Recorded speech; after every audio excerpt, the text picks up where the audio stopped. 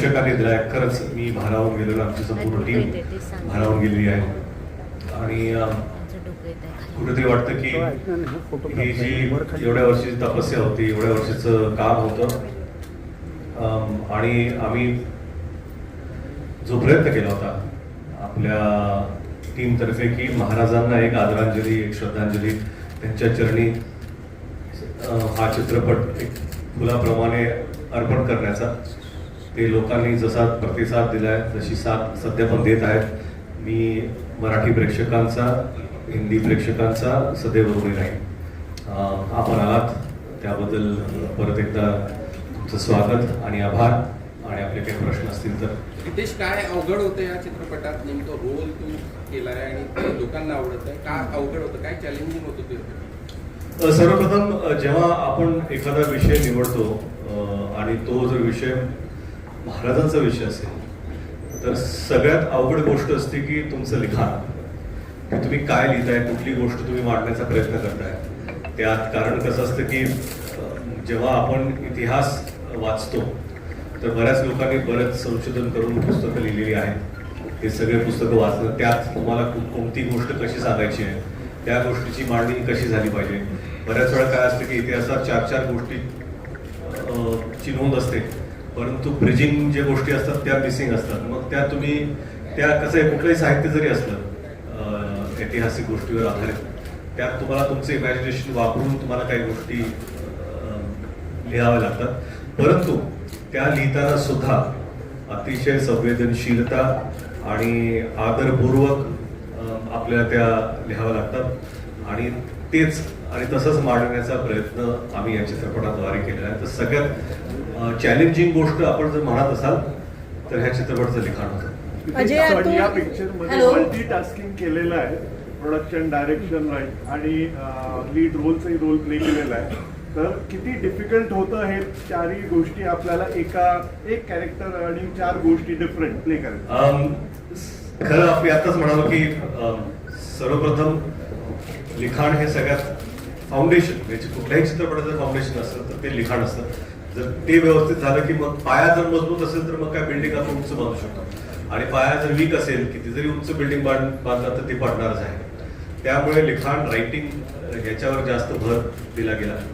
आणि त्यानंतर डिरेक्शन हे सगळ्यात महत्त्वाची गोष्ट. कारण काय, तुम्ही जेव्हा दिग्दर्शक आहात तर तुम्हाला सगळी जी मांडणी आहे, लिखाणाला पण घेऊन जायचं आहे, सिनेमॅटोग्राफीला पण घ्यायचं आहे, साऊंड डिझाईन पण आहे, लोकांचे परफॉर्मन्सेस पण आहेत, तुम्हाला गोष्ट कशी अनफोल्ड करायची, कुठल्या गोष्टीला तुम्हाला जास्त वेळ द्यायचा आहे, कुठल्या गोष्टीला कमी करायचं आहे. एडिटिंगमध्ये डिरेक्टरचा जो भाग असतो तो सगळ्यात इम्पॉर्टंट भाग आहे ह्या सगळ्या गोष्टी जुळवून आणण्यासाठी. त्यानंतर प्रोडक्शन, मला वाटतं की जिओ स्टुडिओज यांनी खरंच खूप मोठी साथ दिली. कारण एवढ्या मोठ्या स्केलवरती चित्रपट पाहण्याचं आमचं जे स्वप्न होतं मुंबई फिल्म कंपनीचं, त्याला जर जिओ स्टुडिओची साथ मिळाली नसती तर बहुतेक हे स्वप्न शक्य झालं नसतं. त्यांची साथ मिळाली. त्यानंतर निर्मितीचे तुम्ही म्हणालात, जिनिलिया आणि मी, आम्ही दोघांनी केली, पण जो मोठा वाटा आहे तो जिनिलिया यांचा आहे. कारण त्यांनी खरंच ग्राउंड अप सेट्स असतील, काय असतं ना की कुठलीही गोष्ट वाढली की बाकी सगळ्या गोष्टी वाढत असतात. आपण म्हणतो की बाबा आज 1000 लोकांचा ग्राउंड आहे, परंतु तो फक्त तेवढा मर्यादित नसतो. 1000 लोक म्हणले की त्यांना तयार करण्यात तेवढे कॉस्ट्युम वाढतात, ड्रेसमेन्स वाढतात, त्यांच्याशी जेवणाची व्यवस्था तेवढी वाढते, ऊन असेल तर टेंट जाऊन त्या प्रमाणात वाढतात, मेकअप मॅन जाऊन वाढतात. तर हा पसारा असा पसरत जातो. तर ते सगळं जुळून आणण्याचं काम हे जिल्ह्याने केलं, म्हणून माझ्याकडे तेवढा प्रोडक्शनचा भार नव्हता.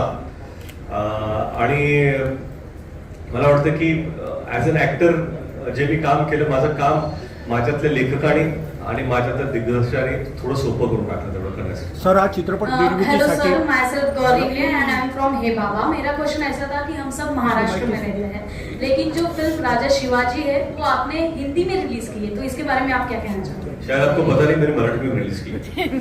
आपको नहीं पता ना? आप कहाँ से? आई एम फ्रॉम हे बाबा. हे बाबा, आपण थोडा अभ्यास करून आला तर जरी चालेल. मी गेले होते, असं काही नाही, बट मला थोडंसं कन्फ्युजन होतं म्हणून मी आता क्लिअर करून टाकलेले. ठीक आहे. तर मला एवढंच आपल्याला सांगायचं मॅम की हा चित्रपट प्रामुख्याने हा मराठीत प्रदर्शित झालेला आहे. हा मराठी चित्रपट आहे जो हिंदीमध्ये सुद्धा प्रदर्शित होत आहे. तो आपने रिलीज के वक्त ये दोनों एक साथ रिलीज किए थे कि आपने पहले हिंदी में किया था फिर मराठी में किया? नहीं, मैं आपको बताना चाहता हूँ कि ये फिल्म सबसे पहले मराठी में ही बनाई गई है, साथ में इसे हिंदी में रिलीज किया गया है. जब हमने रिलीज की है फिल्म, ये हिंदी मराठी दोनों में रिलीज हुई है, लेकिन महाराष्ट्र में सबसे ज्यादा स्क्रीन मराठी भाषा को मिली है. रितेशजी, या चित्रपट निर्मितीकरिता जे ऐतिहासिक विशेषज्ञ किंवा जी रिसर्च टीम होती त्यांचं किती महत्वपूर्ण योगदान किंवा काय कॉन्ट्रीब्युशन होतं? लाईक मला वाटतं की आमचे जे हिस्टॉरियन्स असतील, जे रिसर्च डिपार्टमेंट टीम जी होती, त्यांचं सगळ्यात जास्त कॉन्ट्रीब्युशन होतं, कारण ह्याचा पाया तिथून सुरू होतो. आपण कुठलीही गोष्ट आता उठलो लिहायचं असं होत नव्हतं. आम्ही सगळी पुस्तकं वाचली, आम्हाला कुठली गोष्ट सांगायची, कारण काय काही महाराजांचं जे आयुष्य आहे आणि जे त्यांचं कार्य आहे ते एका चित्रपटात मावणारं नाही आहे. तर आपल्याला असा विचार करायचा की आपल्याला गोष्ट कोणती सांगायची. म्हणून जेव्हा आम्ही विचार केला की गोष्ट कोणती सांगायची आणि ही गोष्ट संपणार कुठे हे महत्वाचं होतं. कारण काय समजा एखादा आपल्यासाठी काय आहे की छत्रपती शिवाजी महाराज हे आपले सुपर हिरो आहेत सगळ्यात जास्त. लहानपणापासून म्हणजे आपल्या लहानपणापासून, आपल्या आई वडिलांच्या लहानपणापासून, आपले आजी आजोबा, आपले पंजोबा, त्यांचे वडिलांपासून सुपर हिरो हे म्हणजे सातत्याने एकच आहे, तर ते आहेत छत्रपती शिवाजी महाराज.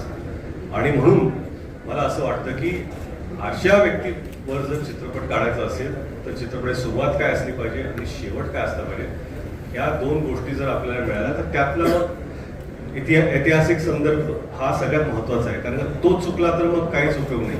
आपण चुकीचा इतिहास दाखवू शकत नाही. सिनेमॅटिकली ठीक आहे, आपण 2-3 गोष्टी जोडण्याचा प्रयत्न करून तो भाग वेगळा, पण प्रामुख्याने इतिहासाची तडजोड न करता हा चित्रपट दाखवणं महत्वाचं होतं. रितेशजी, अजय अतुल यांचं संगीत इकडे समोर. सर्वात आधी तर तुम्हाला ऑरेंज सिटीमध्ये आला तुमचं स्वागत आहे. थँक्यू. आणि सर तुमच्या चित्रपटाला सुद्धा खूप खूप अभिनंदन. थँक्यू. मी हे म्हणत होते की अजय अतुल यांचं संगीत आपल्या चित्रपटाला आहे आणि दुसरं असं की मोठमोठाले स्टारकास्ट पण आपण घेतला. पण मी शिवाजीराजे भोसले बोलतोय असे मराठी चित्रपट पण येऊन गेलेत, पण आपल्या या राजा शिवाजी चित्रपटामध्ये असलं कुठलं गुड आहे जे याच नावाने आपण चित्रपट काढतो? याच नावाने हा, परत म्हणजे मी शिवाजीराजे भोसले बोलतोय असा मराठी चित्रपट सुद्धा येऊन गेलेला, त्याच्यानंतर आपण राजा शिवाजी काढलाय. त्या पिक्चरपेक्षा या चित्रपटात कुठली स्टोरी आपली नवीन असेल? शिवाजी महाराज कारण दोन्ही चित्रपट वेगळे वेगळे आहेत.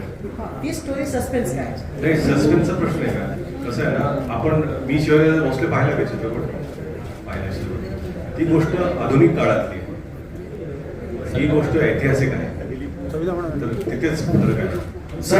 सर आपके दोनों बेटों का डेब्यू है मूवी पे, तो आपकी इसमें क्या मेंटल क्या चॉइस है उनको लेने की? नहीं, अभी उन्होंने काम किया, उनके बारे में ज्यादा बात नहीं करना चाहता. उन्होंने छोटा काम किया है, बस उतना ही ठीक है. सर एक पिक्चर का आपको काफी अच्छा रिस्पांस मिल रहा है, तो आप इसका सेकंड भाग निकालेंगे क्या? ये अभी फिल्म चल रही है सर, आप लोग का आशीर्वाद हो और ज्यादा चली तो फिर वो बात की बात है, लेकिन फिलहाल ये एक ही पार्ट है. रितेशजी, माझे 2 प्रश्न आहेत. तुमचे भाऊ काँग्रेसचे आमदार, ते चित्रपटात भूमिका, हे रसायन कसं जुळून आलं? आणि तुमचे भाऊ या चित्रपटात त्यांनी भूमिका साकारली आहे. काँग्रेसचे आमदार त्यांनी चित्रपटात भूमिका केली, हा एक प्रश्न. तर त्या चित्रपटात त्यांनी भूमिका केलेली नाहीये. ते एका गाण्यात दिसत आहेत. ते एका गाण्यात दिसत आहेत, त्या गाण्यात बरेचसे लोक दिसत आहेत, त्यात ते एक शॉर्ट फिल्म दिलेलं आहे. दुसरा असा प्रश्न की तुमचे मित्र आणि अभिनेते सलमान खान यांनी देखील त्या जीवा महालाची भूमिका साकारली. तर त्यांचं एक तर मराठी बोलणं आणि त्यांची एंट्री पण सगळ्यांसाठी शॉकिंग होती. तर त्यांचा मराठी बोलतानाचा कुठला एखादा किस्सा आहे किंवा ते कसा योग तुमचा जुळून आला त्यांच्यासोबत? योग कसा जुळून आला नाही, ते माझे भाऊ आहेत. ह्यापूर्वी मी माझ्या दोन्ही चित्रपटात ते होते. वेडमध्ये होते, लय भारीमध्ये पण होते. आणि ह्या वेळेस जेव्हा मी शूटिंग सुरुवात केली त्यावेळेस ते म्हणाले की ह्या चित्रपटात मला काम करायचं आहे, कुठलाही रोल असेल मला करायचंच आहे, माझ्याशिवाय तुम्ही चित्रपट करू शकत नाही, एक भाऊ म्हणून त्यांनी मला सांगितलं. तर तेव्हा मला ही भूमिका जीवा महाले यांची माझ्या स्मरणात होती, तर मला वाटलं की ती त्यांनी करावी. त्यांनी होकार दिला. आणि आपण जे मराठी म्हणताय त्यांची आई मराठी आहेत, तर त्यांना चांगली मराठी येते. आणि तसं काही हे किस्सा घडला नाही किंवा मला काही सांगावं लागलं. आणि ते मला भाऊ म्हणतात, मी त्यांना भाऊ म्हणतो, आम्ही मराठीत बोलतो बऱ्याच वेळा. तर ते छान झालं. Ritesh sir, hello, hi, this is Maan from BCN news channel. Chhatrapati Shivaji Maharaj आज पूरे देश के लिए भगवान की तरह पूजने जाते हैं. जब आप इनकी किरदार या इनकी छवि में जब आप उतर रहे थे तो आपने इसके पहले कितनी मेहनत की उस छवि में उतरने के लिए, उस किरदार में उतरने के लिए? हम वो जानना चाहते हैं कि रितेश देशमुख ने क्या मेहनत की है उस किरदार को अपने अंदर ढालने के लिए. सबसे पहले मैं आपको बताना चाहता हूँ कि ये मेहनत सिर्फ किरदार में खुद को ढालने की बात नहीं है. ये सिर्फ सेट पर शॉट देने से पहले उनका रूप धारण करके आने की बात नहीं है. इसकी शुरुआत 10 साल पहले हुई है. इसकी शुरुआत पेन और पेपर 3.5 साल पहले हुई है. तो मैं 3.5 साल से मेहनत कर रहा हूँ लिखने में. जब हम लोग लिखते हैं तो सोचते हैं कि किस तरह किरदार आगे जाएंगे, और इन 3.5 सालों में जैसे आप काम कर रहे हो, 2 साल तो लिखने में गया हमारे, तो वो 2 साल मेरी प्रिपरेशन थी, क्योंकि मैं लेखक था, मैं डायरेक्टर था, मैं वो एक्ट कर रहा था. तो ऑफ कोर्स अंडरस्टैंडिंग कि वो माइंडसेट क्या होगा उस वक्त कैसे खेलेंगे, वो गनी मिकावा कैसे होगा, एक्शन सीन्स कैसे होंगे, अफजल से मिलने से पहले वो क्या सोच रहे होंगे, उस वक्त क्या परिस्थिति होगी, क्या कठिनाइयाँ होती होंगी, ये सारा प्रिपरेशन उस वक्त से शुरू हो रहा था. और आई थिंक वो सारा जो मैंने सीखा उस वक्त वही मैंने फिल्म में डाला. Ritesh ji, Nisha Panjwani this side from BCN news. Film ने पहले ही बार ये रिकॉर्ड तोड़ ब्रेकिंग की है और मूवी. इसके बाद हम जानना चाहेंगे मराठी सिनेमा को किस तरीके से एक न्यू प्लेटफॉर्म मिला है पैन इंडिया लेवल पे. नहीं, मुझे लगता है कि ये बहुत ज़रूरी है कि हम जब पैन इंडिया की बात करते हैं तो हम ये सोचते हैं कि रीजनल स्टोरीज किस तरह अपने बाउंड्रीज को क्रॉस करके बाहर लेकी जाए.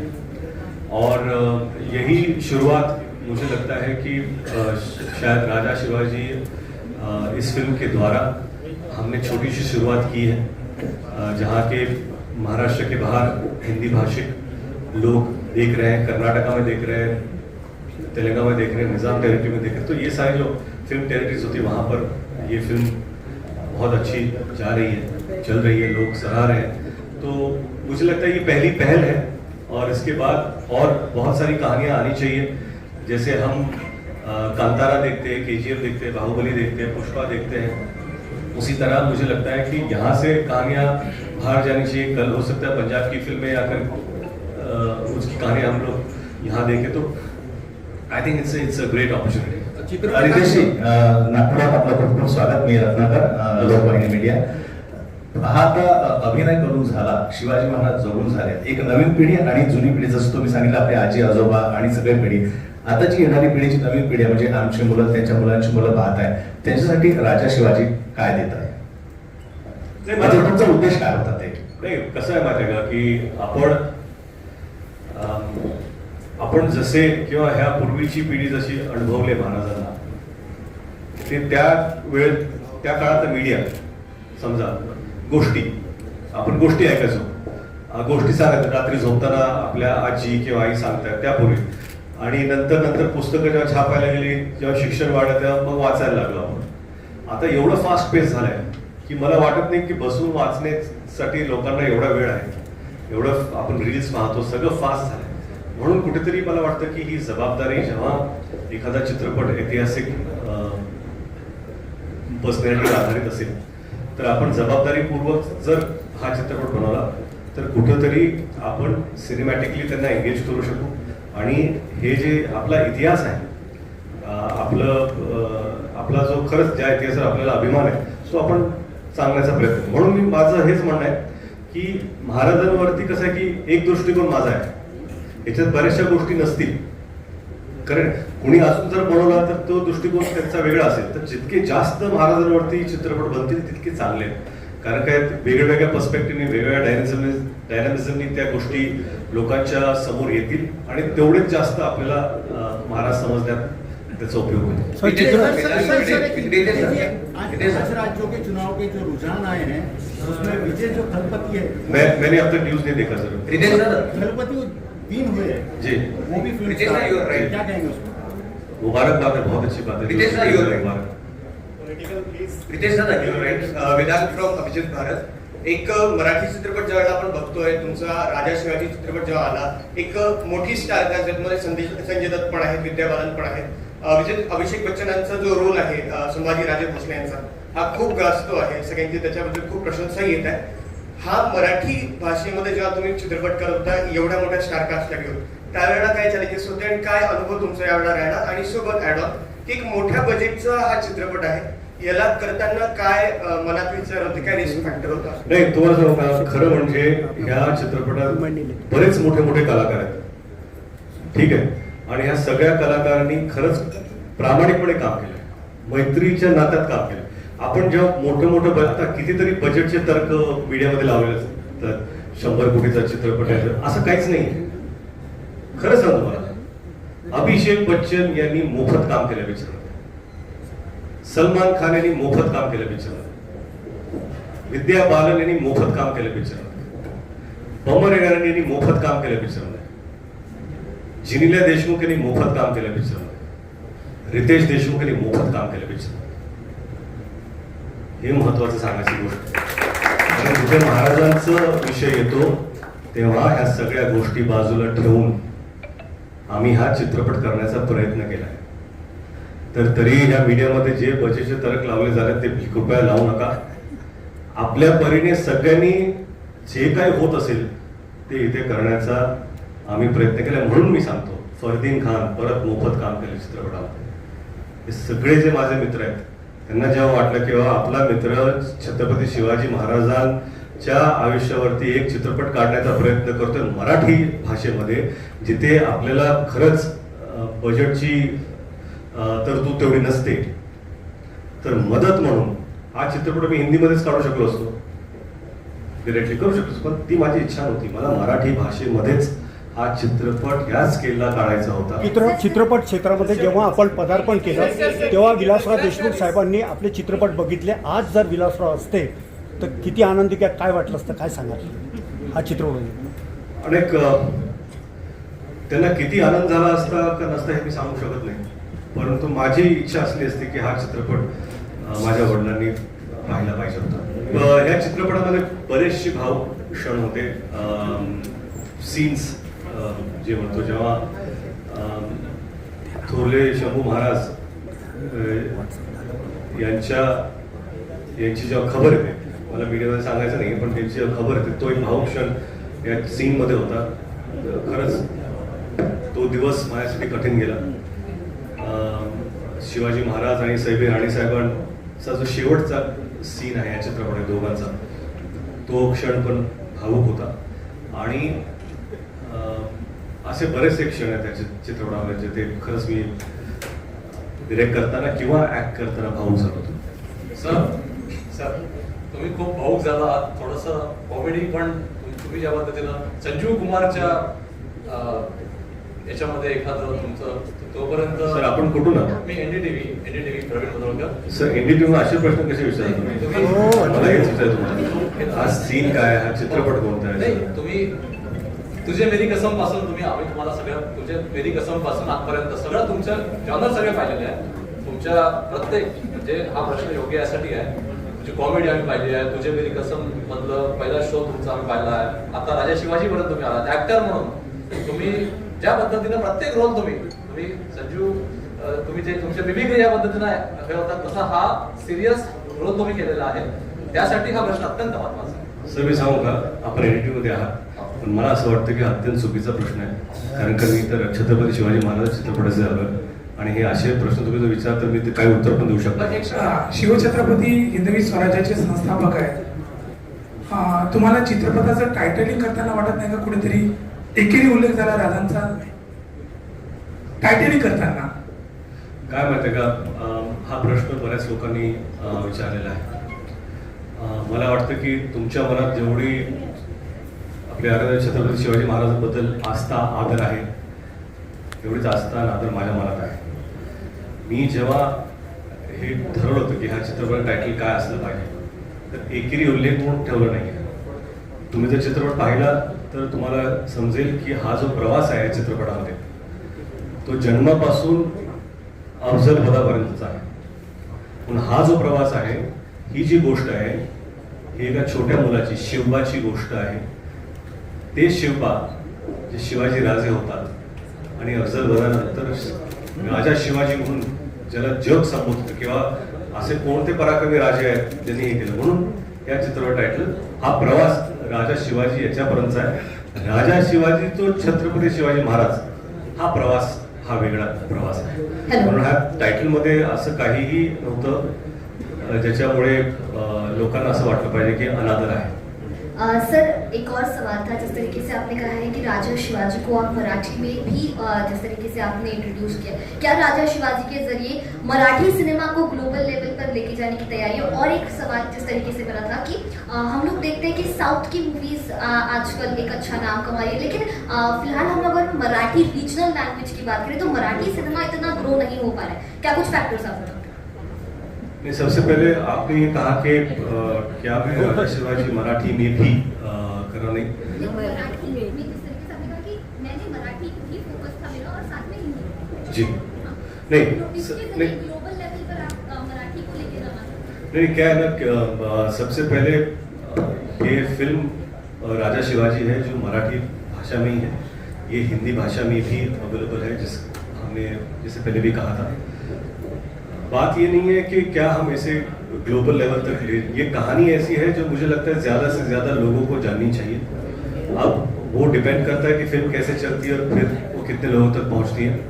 हाँ, अभी हमने 2 भाषाओं में रिलीज़ की है और हर जगह वो अवेलेबल है. तो जैसे मराठी जहाँ जहाँ भारत भर में भी जहाँ मराठी पॉपुलेशन है वहाँ पर मराठी भी अवेलेबल है.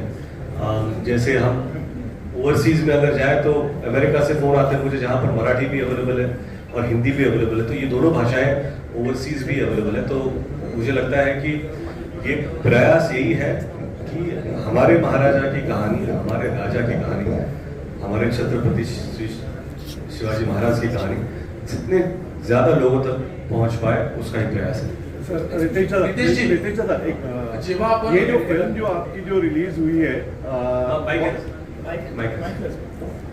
रितेश दादा, ये जो फिल्म आपकी रिलीज हुई है इसका जो बॉक्स ऑफिस कलेक्शन है इससे आप खुश हैं, पहली बात. और दूसरा, क्या स्टेट गवर्नमेंट ने इसको टैक्स फ्री करना चाहिए, ऐसा कुछ आप चाहते हैं, सो दैट ये लोगों तक और ज्यादा पॉपुलर हो, ज्यादा पहुंचे लोगों तक, लोग इसको आके ज्यादा देखें. महाराष्ट्र में फिल्में टैक्स फ्री है, तो ऐसे नहीं कि महाराष्ट्र में टैक्स लगता है, तो वो बात नहीं है.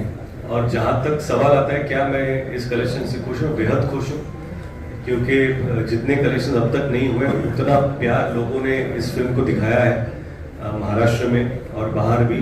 लेकिन खासकर मराठी प्रेक्षकों ने इतना प्यार दिया है कि जो सबसे हाईएस्ट ग्रॉसिंग फिल्म थी उससे मुझे लगता है 2 गुना प्यार इस फिल्म को मिला है. इसके बाद आपकी आने वाली फिल्म कौन सी रहेगी? अभी तक सोचा नहीं. सर जेव्हा आपण ऐतिहासिक चित्रपटांना हात घालतो अभिनेता म्हणून किंवा दिग्दर्शक म्हणून, तर त्यावेळेस कुठल्या गोष्टी पाळाव्या लागतात आणि कुठल्या गोष्टी टाळाव्या लागतात? सर्वप्रथम इतिहासाचा जो धर्म आहे तो पाळणं गरजेचं आहे की तुमचा इतिहास हा चांगल्या रीती चांगल्या पद्धतीने दाखवावा. आणि ज्या टाळ्याच्या गोष्टी असतात, समजा तुम्हाला जर अशी एखादी गोष्ट असेल ज्याच्यामध्ये वाद असेल, विवाद असेल, तर मला वाटतं की तिथे न जाता, कारण काय कसं आहे की ही आपली पण जबाबदारी असते की आपण ज्या गोष्टी पडद्यावर दाखवणार आहोत, काय तुम्हाला इतिहास सांगायचा आहे लोकांनी पाहताना त्यांनी एंटरटेन पण व्हायचं आहे. एंटरटेन म्हणजे फक्त रोमॅन्स आणि कॉमेडी नाही, एक एंगेजिंग चित्रपट ज्याला आपण म्हणतो तो पण दाखवायचा असेल तर मला वाटतं इतिहासाचा धर्म हा पाळणे गरजेचं आहे. आणि ज्या गोष्टी तुम्हाला वाटतात की वादात असतील त्या अवॉइड करणं सोयीचं असतं पाहिजे. सर या चित्रपटाच्या अनुषंगाने आपण वैदर्भीय प्रेक्षकांना काय मेसेज देता? आपण नागपुरात आले, राजा शिवाजी या चित्रपटाचा प्रचार प्रसार करण्यासाठी आपण नागपुरांना काय संदेश देणार, काय म्हणणार? नाही, मला फक्त नागपूरकरांना एवढंच म्हणायचं आहे की हा चित्रपट आपल्या राजाचा चित्रपट आहे, आपल्या छत्रपती शिवाजी महाराजांच्या शौर्य गाथेवरचा चित्रपट आहे.